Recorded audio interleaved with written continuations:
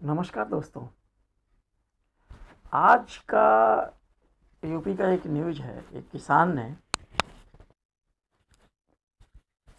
सोचने की बात है कि किसान ने नस काट ली। और ये घटना आज जो हुई है बहुत शर्मनाक है जगह। यूपी के मोदी नगर तहसील में किसान ने अधिकारियों के सामने ही काट ली हाथ की नस, हुई मौत। तो बाबा जी क्या कर रहे हैं? योगी बाबा मार बोल रहे हैं किसान पैसे वाले हो गए, किसान ये हो गए वो हो गए, बीजेपी किसान डबल आय हो गई। तो डबल तो आय हो गई, बढ़िया हो गया, डबल आय हो गई। आप बताइए कि यूपी के मोदी नगर तहसील में किसान ने अधिकारी के सामने, अधिकारी थे उधर, अधिकारियों के सामने ही हाथ की नस काट ली और उसकी हो गई मौत। और अपने मोदी जी अच्छे दिन ला ही रहे हैं। और दूसरा एक अपडेट सुन लीजिए। अभी 1 अप्रैल से जो digital digital digital digital digital digital smart city digital smart city, अभी मालूम है आपको? पे, शायद आपको वो न्यूज़ मिल भी गई होगी। उसमें मालूम है उन्होंने क्या कर दिया है? 2,000 रुपये से अगर ऊपर आप कोई भी ट्रांजिस्ट करते हैं बैंक में चाहे यूपीआई में, तो आपको 1.1% टैक्स देना पड़ेगा, यानी उसका चार्ज के रूप में लिया जाएगा। अच्छे दिन आ गए मोदी के, यही बाकी थे। कोई भी टैक्स छोड़ना नहीं है और अडानी के बारे में कुछ बोलना नहीं है। बात तो मामला यहाँ है, अडानी के लिए नहीं बोलना है कि कितने करोड़ों रुपए का बैंक, भारतीय, एलआईसी, एसबीआई, और आपका और कितने कितने निकलेंगे। जब उतरेंगे तभी ना, आप लोग उतारोगे तभी। अगर जनता ने नहीं उतारा ना तो कुछ भी भोका नहीं मालूम पड़ेगा, देश को खोखला कर देंगे ये लोग। और इनकी नीति देखो, फर्जी डिग्री। अभी मेरा कहना नहीं है कि फर्जी है क्या नहीं है, आम आदमी पार्टी कह रही है तो अरे मुंह पर मारो ना डिग्री दिखा के, अगर है आपके पास तो डिग्री। अगर आपने गलत काम में लगाया हुआ है ना, हलफनामा में लगाया है ना चुनाव में, मारो डिग्री। लेकिन नहीं, पचगंडा पड़े। आज के अखबार दिन भर में क्या लगा? साजिशें हो रही हैं मेरे खिलाफ, साजिशें हो रही हैं। सारे अखबार, गोदी मीडिया जितने भी है, सब वही चैनल चला है। लेकिन ये चैनल ये नहीं चलाने वाले कि यूपीआई में पैसा बढ़ा दिया, डीजल पेट्रोल का सारा उसको जियो वाले को, रिलायंस को देना चाहते हैं। ये सब क्या है? चलिए अभी इस यूपी के बारे में पूरी घटना समझते हैं कि हुआ क्या एक्चुअली। मृतक किसान मैं पढ़ देता हूँ, जो कि बीबीसी न्यूज़ में मैं पढ़ा, बड़ा दुख लगा कि मैंने कहा चलो इस पर शेयर किया जाए। अभी देखिए कहाँ की घटना है। गाजियाबाद के मोदी नगर में अपनी ज़मीन पर हुए अवैध कब्जे से परेशान एक किसान ने शनिवार को मोदी नगर तहसील परिसर में संपूर्ण समाधान दिवस के दौरान अपने हाथ की नस काट कर जान दे दी। मृतक किसान सुशील त्यागी के परिवार का कहना है कि बीते 1.5 साल से अपनी जमीन पर हुए अवैध कब्जे को हटाने के लिए सरकारी कार्यालयों के चक्कर काट रहे थे, लेकिन कहीं सुनवाई नहीं हो रही थी। लेकिन एक बात है, योगी जी बराबर सुनते हैं भाई, घर तोड़ देंगे। अगर वो पॉलिटिकल धर्म से होगा तो जरूर घर तोड़ देंगे, लेकिन उनके धर्म का होगा या भाजपा का मेंबर होगा उसका नहीं। वो एकदम सत्यवादी, इसमें कोई शक नहीं। पूरा सत्यवादी, यानी बीजेपी का वॉशिंग पाउडर में धुल के एकदम क्लीन, सत्य हरिश्चंद्र। और बाकी सब विपक्ष जितने भी हैं सब चोर भ्रष्टाचारी, क्या क्या नहीं है, वो तो आप लोग जानते ही होंगे। खासतौर पर अंधभक्तों लोगों को तो सुनना चाहिए, कान खोल के सुनो अंधभक्तों, कान खोल के, ये देश कहाँ जा रहा है ये सुनोगे नहीं। क्योंकि आप लोगों को कान में है ना जरा ठेठ पड़ गई है, वो सुनाई नहीं देता बराबर। और आंख में क्या है ना, वो क्या नाम है मालूम है? गांधी जी के 3 बंदर थे। तो गांधी जी ने क्या किया था? 3 बंदर लेके आए थे। तो गांधी जी ने क्या किया? एक तो मुंह, पानी गोदी मीडिया हो गई है, यानी मुंह से बोलना नहीं, चुप। और बुरा मत सुनो, बुरा मत कहो। अभी देखो उल्टा हो गया ये कलयुग में आके। अभी देखो गांधी जी का कहने का मतलब क्या था, अपने महात्मा गांधी ने कहा कि किसी को भी बुरा मत बोलो, किसी का गलत मत सुनो। तो उनका ये नारा था, बुरा मत बोलो, बुरा मत सुनो। तो ये सब चीज़ें थी। लेकिन आज उल्टा हो गया। ये तीनों बंदरों का मैं बताता हूँ।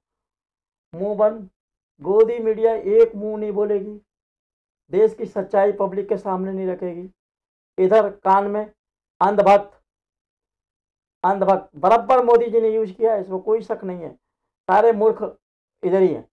और कान में क्या किया उन्होंने, बड़ी वाली रुई डाल दी, बड़ी वाली रुई, एक इधर एक इधर। अंधभक्त को देखना नहीं है। और तीसरा जो बंदर है, बुरा मत देखो, लेकिन यहाँ पर क्या है, सब देखो लेकिन बीजेपी का मत देखो, देश मत देखो, सीधा देखो।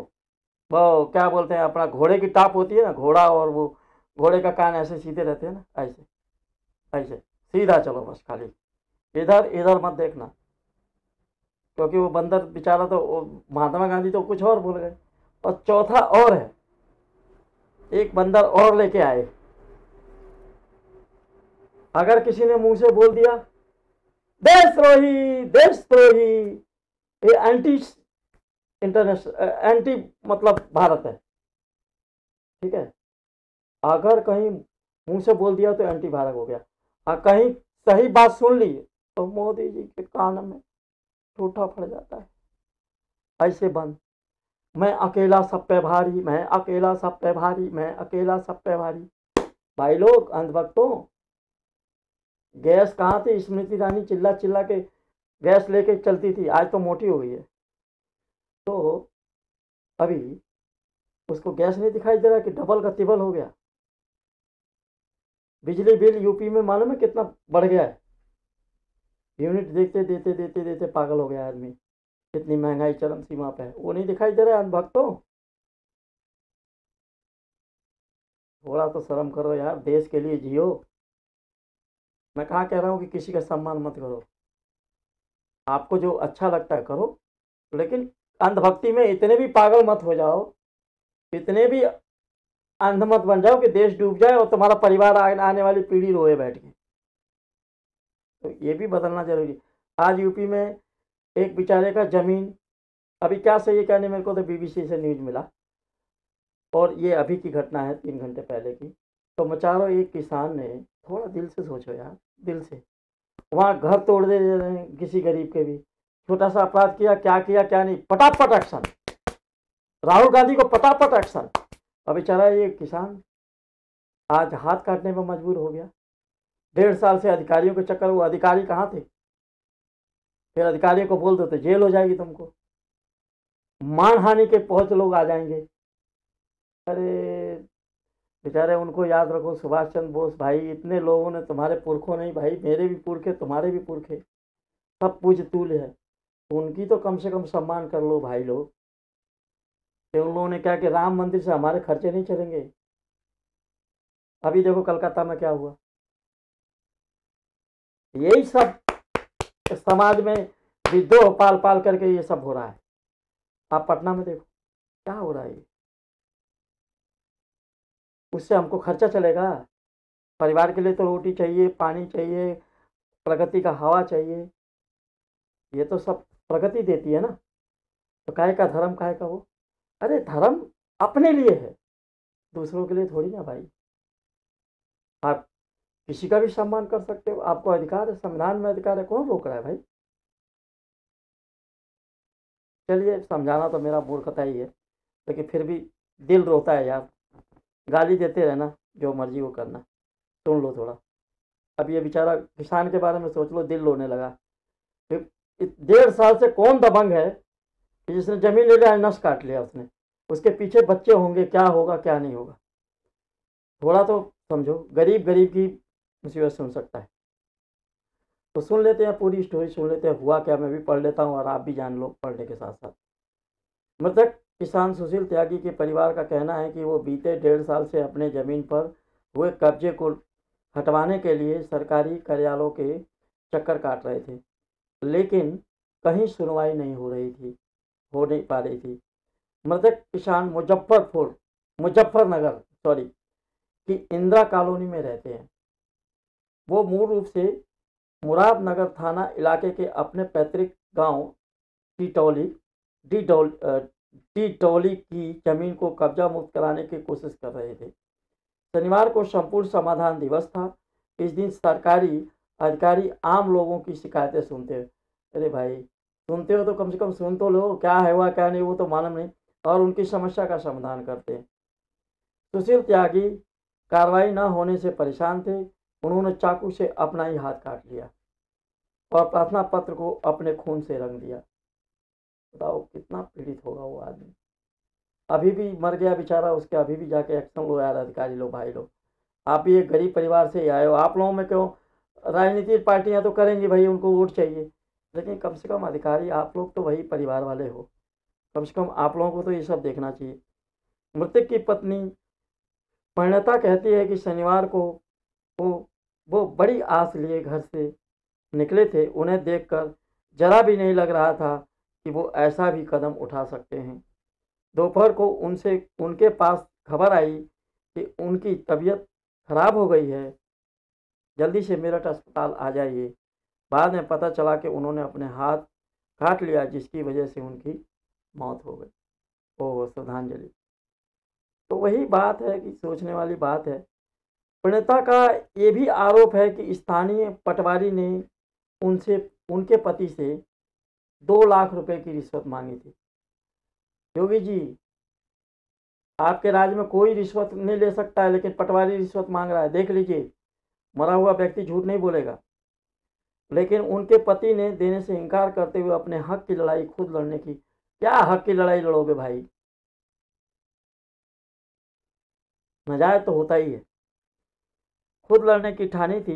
परिणीता अपने पति की मौत का ही जिम्मेदार पटवारी और तहसीलदार को मानती है। तो सही बात है कि सरकारी बंडा तो भाई, जमीन का है तो समस्या बहुत चलती है, बेचारे बुजुर्ग हो जाते हैं, जीवन गुजर जाता है।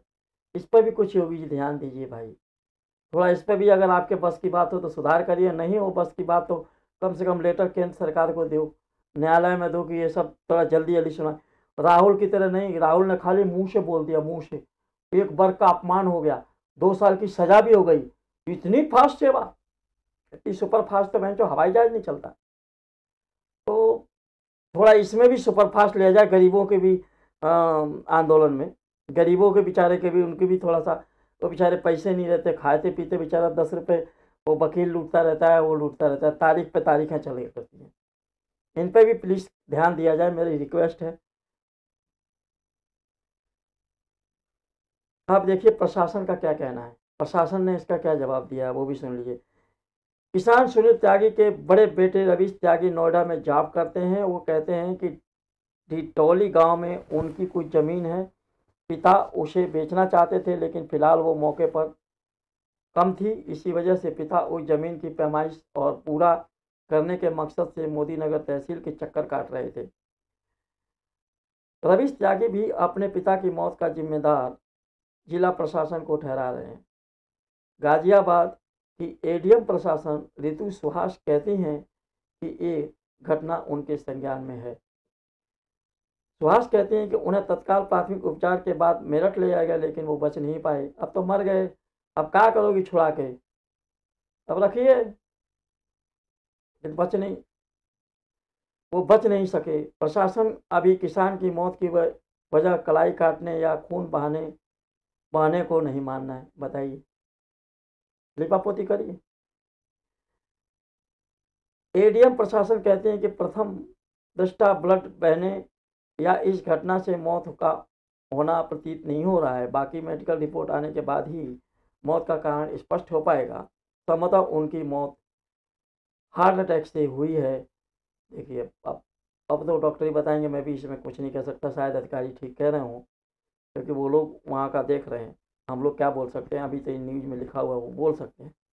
लेकिन बस मिला जुला के मेरे को किसी अधिकारी से कोई प्रॉब्लम नहीं है, किसी से वो नहीं है प्रॉब्लम। वो तो अपना अपना एक हमारा कानूनी प्रक्रिया भाई, लेट तो होता ही है। लेकिन वो भी अभी तो स्वर्गवास हो गए, उनके आत्मा को शांति थी। लेकिन इस तरह का मैं खंडन करता हूं कि कोई भी आत्महत्या कर लेता। संघर्ष करिए, क्यों नहीं संघर्ष करेंगे भाई? पूरी दुनिया में आप ही एक दुखी नहीं हो, दुनिया दुखी है। लेकिन संघर्ष करने के लिए आए हैं जीवन में, आत्महत्या करने के लिए नहीं आए। वहां कुछ प्रॉब्लम होगा तभी अधिकारी लोग नहीं कर पा रहे होंगे, लेकिन इस तरह आत्महत्या ना करिए। इसके खिलाफ तो मैं भी हूं। संघर्ष करिए, प्रयास करिए। प्रशासन के लिए है ना योगी जी। बल्कि 2 शिकायत की गई, दोनों ही सरकार के वेब पोर्टल पर दिख भी रहे हैं, मतलब पहले से ही शिकायत थी। प्रशासन का मामला है बसावट की वजह से जमीन कम हुई। ठीक है, यानी वहां लोग जबरदस्त हो गया होगा, हो सकता है। अब जमीन का विवाद क्या किस जगह पर हुआ है वो मैं बताता हूँ। थोड़ा इसमें लिखा हुआ वही बता रहा हूँ, मेरे को तो कुछ पता नहीं भाई, लेकिन मुझे देखा नहीं गया तो मैं बता रहा हूँ। अगर किसी को पसंद ना आए तो भाई स्किप हो जाना, क्या कर सकते हो, क्योंकि इन चीज़ों के लिए टाइम तो है नहीं है। हमको भोजपुरी गाने या उल्टे सीधे गाने वो सब सुनने के लिए बहुत टाइम है। ये सब चीज़ें कौन किस पे ध्यान देता है। भाकियू टिकैत ने मेरठ मंडल उपाध्यक्ष पवन चौधरी ने कहा कि पीड़ित किसान अपनी जमीन की पैमाइश को लेकर लगातार चक्कर काट रहा था, जिसकी वजह से उसने समाधान दिवस में अपने हाथ ही की नस काट ली। आरोपियों के खिलाफ सख्त कार्रवाई हो। ठीक है, चलिए, अब जो हो गया सो हो गया। अब इसके बाद एक अच्छा विचार हो जाए आज के जीवन का, आज के दिन का विचार, कि आज का विचार कुछ कहा जाए, क्या कहा जाए, सुना देता हूँ।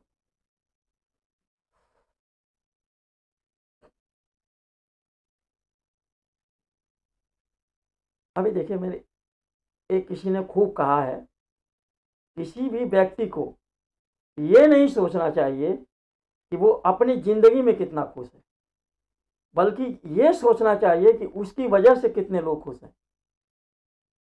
बात समझने की मेरा कहने का मतलब ये है कि मैं एक व्यक्ति कितना खुश हूं ये इम्पोर्टेंट है, बल्कि ये इम्पोर्टेंट है कि आपकी वजह से कितने लोग खुश हैं। ये लागू होता है भाजपा पे। भारतीय जनता पार्टी को ये सोचना चाहिए कि आपका पैसा भर रहा है, देश का क्या हो रहा है भाई। मैं तो मोदी जी से रिक्वेस्ट करूंगा कि 4 तो रिक्वेस्ट कर दो, आपके तो भक्त में भी भाई। मैं भी आपको वोट दिया, मैं भी आपका आज भी सम्मान करता हूँ, काफ़ी देश के लिए अच्छे काम किए, थोड़ा कहूँगा कि नहीं किए। ये तो चुतिया वाली बातें हो गई। आपने देश के लिए बहुत सारे काम किए, योगी जी ने भी काफ़ी यूपी में बढ़िया काम किए, लेकिन आप लोग जिस सीट पे हो, आलोचना तो आपको सुनना ही पड़ेगा। आपको इस चीज़ की तो सहन शक्ति रखनी ही पड़ेगी। मोदी जी विशेष तौर पर आप तो ऐसे बड़े पोस्ट पे हैं कि आपको तो गाली भी सुनना और बर्दाश्त करना चाहिए, क्योंकि आप एक राजा हैं, किंग हैं। क्योंकि आपने संसद में बोल ही दिया है कि एक बढ़कर मैं एक पे भारी, तो किंग ही हो गए ना भाई। तो जब किंग की उपासना आपने खुद अपने मुंह से बोल दिया है, तो आपके पीछे कौन साजिश कर सकता है भाई। आप ईडी वीडी सब तो भगवा दे रहे हो, तो ये सब झूठ ना बोलें। और अडानी के बारे में बता दें थोड़ा सा, क्या अंदर अंदर बातें हैं, लोग परेशान हैं। 2024 में बताएंगे क्या, जब तक बहुत देर हो चुका होगा। योगी जी, आपसे भी रिक्वेस्ट है, प्लीज़ बुलडोजर वगैरह को थोड़ा सा शांति दीजिए। बुलडोजर के ड्राइवर लोग बड़े थक गए हैं। अब 24 का चुनाव देखिए, कहीं खुदा ना खास्ता भाजपा की सीट कम हो गई यूपी में, बहुत समस्या आपको भी आ जाएगी। इसीलिए आप अभी से थोड़ा सा शक्ति वक्ति कम करिए, और समझदार हैं आप ही खुद ही। चलिए, एक चीज़ आपके लिए मैं बोल देता हूँ। आपके लिए किसी ने खुद कहा है, सफल होने के लिए सफल होने की इच्छा सफलता के भय से अधिक तीव्र होनी चाहिए। यानी आदमी सफल होने के लिए कुछ भी हथकंडे निपटा ले, जैसे ईडी वीडी की आप लोग तो कर ही रहे हो सब लोग, लेकिन कहीं ईडी उडी के चक्कर में अगर सफलता नहीं मिली तो यही ईडी आपके लिए भी घातक हो जाएगी। तो इसका भी ख्याल रखा जाए, क्योंकि समय एक जैसा नहीं होता है। अगर रात होगी तो सवेरे सूरज उगेगा ही, और सूरज उगेगा तो सूरज डूबेगा ही। अगर एक पेड़ का अंकुश हुआ है तो बड़ा होना ही है और उसको एक दिन मरना ही है। इसी तरह इंसान का भी है, एक दिन उसको बुढ़ा होना ही है। जो आया है, गीता का पढ़िए पाठ, रामचरितमानस आप मानते हैं तो उसमें देखिए, उसमें बहुत सारे विचार दिए गए हैं, आप उसको ध्यान रखिए। बहुत सारे विचार हैं कि अब किशोर कुमार ने भी गाया हुआ, आने वाला पल जाने वाला है, आने वाला पल जाने वाला है। तो ये भी ध्यान रखिए कि जो ये समय चल रहा है ये अब ढलान की तरफ जा रहा है। क्योंकि सांप सीढ़ी का तो शायद आपको नहीं पता होगा, आप सांप सीढ़ी की कहाँ बुद्धिमान है आप। आपने दुनिया जहान कहाँ देखा, वही मठ से वो एक सुन लीजिए, नहीं हो तो बच्चों से बुला लीजिए, बच्चे जानते हैं बहुत अच्छी तरह सांप सीढ़ी का खेल होता है। एक सांप सीढ़ी ये ऊपर वाले का है, क्योंकि हमेशा 100 का जब लक्ष्य आदमी पालता है तो 99 पे भगवान रूपी एक सर्प बैठा होता है, वही बोलते हैं काल, यानी सर्प का नाम है काल, और वो है ईश्वर, और वो है समय का चक्र। वो 99 पे जो सांप बैठा हुआ है, आप एक से एक 98 तक तो पहुंच गए, लेकिन लास्ट मोमेंट अब 2000 आने वाला है 24, उसमें रह गए हैं 2 पॉइंट। आप कैसे भी करके 98 तक पहुंच गए, अगर वो 1 पॉइंट में भी कुछ गड़बड़ हो गया तो 99 पे बैठा हुआ सांप, वो काल चक्र, वो ईश्वर, लोगों की अंदर की बद्दुआएं, वो 90 पे बैठा हुआ एक ही बार में डसेगा और सीधा धरातल पे आ जाओगे 1 नंबर पे, जो कि माननीय अटल बिहारी वाजपेयी के सरकार में हुआ था, जो कि भाजपा सीधे आके दो ही सीट पे आ गई थी। एक बार इंदिरा गांधी के साथ भी हुआ था इमरजेंसी के बाद से, ऐसा कोई जरूरी नहीं कि आज ही, लेकिन इंदिरा गांधी भी समझती थी, श्रीमती इंदिरा गांधी तो खैर स्वर्गवासी हो गई, वो भी ऐसा सोचती थी कि मेरे सिवा कोई नहीं है, लेकिन वो भी धरातल पे आई। ऐसे ऐसे महान महान भाव आए और महान महान भाव चले गए। इसीलिए मैं कहूँगा कि विशेष तौर पर प्लीज़ धैर्य रखिए। यूपी में आपने काफ़ी अच्छा विकास किया है, उसी विकास को करते हुए चलाइए। और ये ईडी तो वो लड़की ने क्या गा दिया काबा, इन चीज़ों को थोड़ा सा साइड करिए। आप बुद्धिमान हैं, ऐसे पोस्ट पे आपको एक तो आपको हेलीकॉप्टर से सीधा पहुंचा दिया गया है, तो उसका थोड़ा हेलीकॉप्टर का जो आपका जो एकदम से जो पहुंचा हुआ है, जो संघर्ष करके गया हुआ है, देखिए हेलीकॉप्टर से तो अखिलेश भी आए हैं, इसमें कोई शक नहीं है, लेकिन मुलायम सिंह के ओलों के बारे में मत बोलिए। वो पुराने नेता जो हैं जमीनी नेता थे। अखिलेश के बारे में खूब बोलिए ना, वो भी उड़ के अपने बाप की जगह बैठ गए और आप भी उड़ के वहां से बैठ गए। लेकिन भगवान का शुक्र मनाइए कि बिना मेहनत किए मिला हुआ है। तो जब बिना मेहनत किए कोई चीज़ पाई जाती है तो उसका थोड़ा विशेष संघर्ष रखना चाहिए, इसीलिए थोड़ा इन चीज़ों से बचिए। और मैं एक और बता दूं, मोदी जी और योगी जी दोनों जने को बता देता हूं, मैं तो बहुत छोटा आदमी और बहुत निम्न कैटेगरी का आदमी, लेकिन मैं एक बात याद रखिए, अगर कोई एक टकरार में हो और एक दूर कहीं बैठा देख रहा होगा ना तो उसको ज़्यादा दिखाई देता है, भले ही छोटा पक्षी है, लेकिन वो टोली पे बैठा हुआ है। इसी तरह हम हैं, हम देख रहे हैं पूरे ये पॉलिटिकल को। आप लोगों के दुश्मन विपक्ष पार्टी या और कोई पार्टी नहीं है, वो तो बेचारे जुटने में ही नहीं जुट पा रहे हैं, लेकिन आप लोग ईडी वीडी ये बाबा ओ कै कू का कू हिंदू मुस्लिम टंग टून ये सब बंद करिए। नहीं तो वो दूर से बैठा हुआ है ना, उसको एकता बना रहे हैं आप, सब देख रहा है, आपको नहीं दिखाई दे रहा है। तो ये मालूम पड़ा कि आपके जो अगल बगल इर्द गिर्द घूम रहे हैं, जो आपके चापलूस लोग हैं, वही लोग सोच रहे हैं कि कब उतर जाए तो हम बढ़ जाएं। तो आपके विपक्षी आज भी सोच लीजिए, आपके विपक्षी या और कोई नहीं है दुश्मन, आपके आजू बाजू वाले लोग दुश्मन है। क्यों? कि वो काम आप लोगों ने भी किया है। एक ने प्लेटफॉर्म तैयार किया, उसको तो आपने बाहर ही निकाल दिया, जैसे मुरली मनोहर जोशी जी, अडानी साहब जी, इतने बड़े बड़े जो जीवन भर संघर्ष किए, और जब उनको खाने का टाइम आता आपने टक टिक दे दिया। तो चलिए, जय हिंद।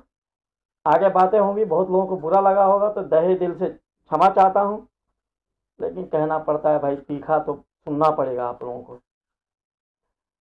चलिए, नमस्कार, जय हिंद, भारत माता की जय।